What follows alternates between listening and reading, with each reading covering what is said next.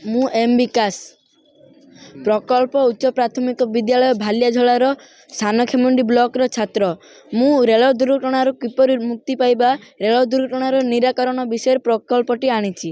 ପ୍ରଥମେ ଆମେ ଜାଣି ରଖିବା ଉଚିତ ରେଳ ଦୁର୍ଘଟଣାର ମୁଖ୍ୟ କାରଣ କ'ଣ।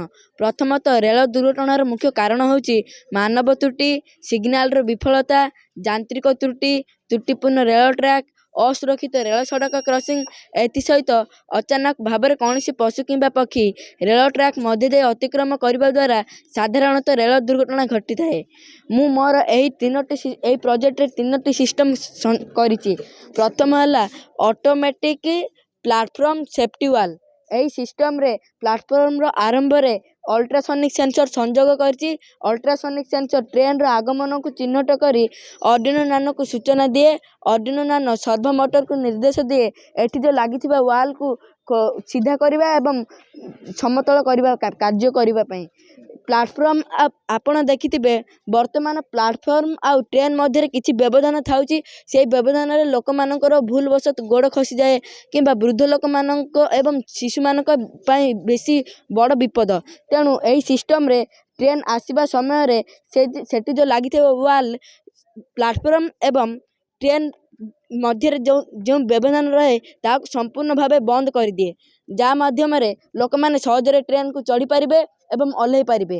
ବର୍ତ୍ତମାନ ଲୋକମାନଙ୍କ ପାଇଁ ସିଡ଼ି ବ୍ୟବସ୍ଥା ରହୁଛି, ଲିଫ୍ଟ ମଧ୍ୟ ବ୍ୟବସ୍ଥା ରହୁଛି। ହେଲେ ମଧ୍ୟ ଲୋକମାନେ 1 ନମ୍ବର ପ୍ଲାଟଫର୍ମରୁ 2 ନମ୍ବର ପ୍ଲାଟଫର୍ମ ଆସିବା ପାଇଁ ରେଳ ଟ୍ରାକ୍ ମଧ୍ୟ ଦେଇ ଆସନ୍ତି। ତେଣୁ ଏଠି ଗୋଟିଏ ୱାଲ୍ ପରି ସଂଯୋଗ କରାଯାଇଥାଏ। ସେହି ୱାଲ୍ ଟ୍ରେନ୍ ଆସିବା ପୂର୍ବରୁ ସିଧା ହୋଇକି ରହିଥାଏ, ଯାହାଫଳରେ ଲୋକମାନେ ରେଳ ଟ୍ରାକ୍ ମଧ୍ୟ ଦେଇ ଅତିକ୍ରମ କରିପାରିବେ ନାହିଁ 1 ନମ୍ବର ପ୍ଲାଟରୁ 2 ନମ୍ବର ପ୍ଲାଟଫର୍ମ। ଦ୍ୱିତୀୟରେ ରହିଲା ଅଟୋମେଟିକ୍ ରେଲୱେ ଗେଟ୍ କଣ୍ଟ୍ରୋଲ, ସ୍ୱୟଂଚାଳିତ ରେଳ ଗେଟ୍ ନିୟନ୍ତ୍ରଣ। ଉଭୟ ସଡ଼କ ଯାନ ଏବଂ ପଥଚାରୀଙ୍କ ପାଇଁ ରେଳ କ୍ରସିଂ ଏକ ବିପଦପୂର୍ଣ୍ଣ ସ୍ଥାନ ଅଟେ, ଯେଉଁଠାରେ ଅଧିକାଂଶ ରେଳ ଦୁର୍ଘଟଣା ଘଟିଥିବ। ହେଲେ ଏଠି ଯେଉଁ ରେଳ କ୍ରସିଂର 5 କିଲୋମିଟର ଦୂରରେ ପୁଣି ଅଲ୍ଟ୍ରାସୋନିକ୍ ସେନ୍ସର ସଂଯୋଗ କରାଯାଇଛି। ସେହି ଅଲ୍ଟ୍ରାସୋନିକ୍ ସେନ୍ସର ଟ୍ରେନ୍ର ଆଗମନକୁ ଚିହ୍ନଟ କରି ଅର୍ଡିନୋ ନାନୋକୁ ସୂଚନା ଦିଏ। ଅର୍ଡିନୋ ନାନୋ ସର୍ଭୋ ମୋଟରକୁ ନିର୍ଦ୍ଦେଶ ଦିଏ ଫାଟକ ଖୋଲିବା ଏବଂ ବନ୍ଦ କରିବା କାର୍ଯ୍ୟ ନିୟନ୍ତ୍ରଣ କରିବା ପାଇଁ। ରେଳଟି ସମ୍ପୂର୍ଣ୍ଣ ଭାବେ ଅତିକ୍ରମ କରିବା ପର୍ଯ୍ୟନ୍ତ ଫାଟକ ବନ୍ଦ ହୋଇକି ରହିଥାଏ। ରେଳଟି ଅତିକ୍ରମ କରିବା ପରେ ଅଟୋମେଟିକାଲି ଫାଟକ ଖୋଲିଯାଏ, ଯାହାଫଳରେ ରେଳ ଦୁର୍ଘଟଣା ଘଟେ ନାହିଁ। ଏବଂ ଆମ ରାଜ୍ୟର ଲୋକମାନେ ଫାଟକ ପଡ଼ିଲେ ମଧ୍ୟ ତଳ ବାଟେ ଗଳିକି ପଳନ୍ତି। ସେଥିପାଇଁ ଗୋଟେ କ୍ୟାମେରା ସଂଯୋଗ କରାଯାଇଥାଏ। ସେହି କ୍ୟାମେରା ସେହି ଲୋକର ଫଟୋକୁ ସିଗ୍ନାଲ ରୁମ୍କୁ ପଠାଇ ଦିଏ। ସେହି ସିଗ୍ନାଲ ରୁମ୍ରୁ ପୁଣି ପୋଲିସଙ୍କ ପାଖକୁ ପଠାଯାଇ ତାଙ୍କୁ ଉଚିତ ଦଣ୍ଡ ଦିଆଯିବ। ଏବଂ ଆପଣ ଜାଣିଥିବେ ବର୍ତ୍ତମାନ 2023 ମସିହାରେ ହୋଇଥିଲା ବାହାନଗା ରେଳ ଦୁର୍ଘଟଣା। ତାହା ସିଗ୍ନାଲର ବିଫଳତା ଯୋଗୁଁ 2ଟି ଟ୍ରେନ୍ର ଧକ୍କା ହୋଇଥିଲା। ସେହି ଟ୍ରେନ୍ରେ ମୁଁ ଅଲ୍ଟ୍ରାସୋନିକ୍ ସେନ୍ସର ସଂଯୋଗ କରିଛି।